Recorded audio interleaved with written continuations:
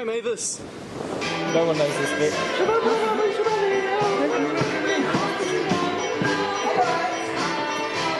Yet so far hath discretion fought with nature, that we, with wisest sorrow, think on him.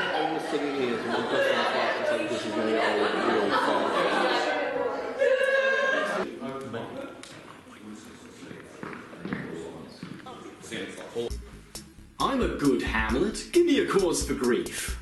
Ah, the whole globe for a real sorrow. Richard III, I, the prince-killing king. Oh, my people, what have I done unto thee? So, when it comes to the Hamletmachine, a lot of the dialogue doesn't seem to make any kind of sense at all.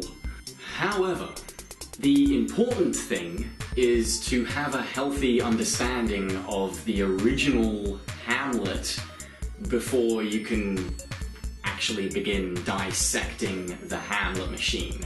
Looking at the script so far, I can see a lot of similarities and references, you know, all these little connections here and there to the actual Hamlet, but it's very all over the place, the dialogue seems quite disjointed, and what made this play feel even weirder was the way in which we delivered the soliloquies.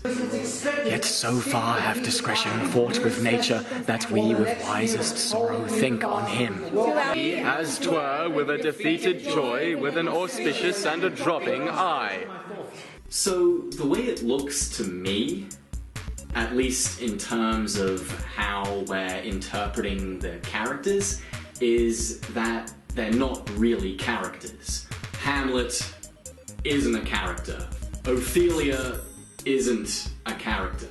No one is really a character, if that makes any kind of sense. Because when you've got a group of people delivering a soliloquy that would normally be said by one person, it kind of gives me the impression that the characters in this play, they're not so much people as concepts. It's more about what they represent than who they are. And it really seems like this is reinforced by the fact that this whole play we're doing is a writhing, mutated mass of pop culture.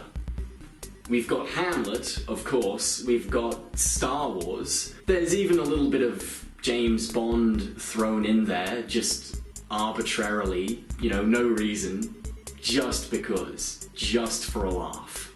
It's perfect. So the whole thing is going to be very abstract. And as a result of this genre mashing that's going on, I actually got the opportunity to be Darth Vader.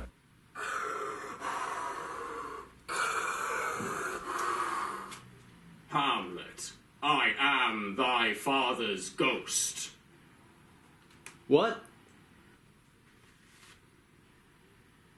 It was definitely a cool experience, because even just experimenting and just having a read as Darth Vader, just even that little attempt, it was pretty interesting because it's such a huge role, such a big character. You know, anyone who tries to do that has got really big shoes to fill. And it put things into perspective for me as a performer. It made me realize just where I'm at. The same goes with Hamlet, really. That's such a huge character. And Hamletmachine seems to be commenting on that in a way. I am not Hamlet. I play no role anymore. My words have nothing more to say to me. That monologue in particular seems to be commenting on the gravitas that Hamlet has as a character. He said things that still remain relevant today. It's like when something stands the test of time and gets passed down through generations.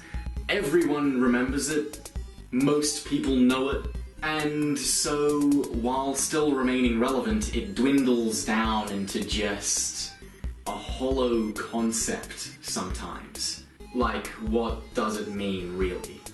I feel like there are still a lot of things that I have to understand with this show, but as time goes by, I'm sure it'll sink in and I'll really begin to learn just what this is all about.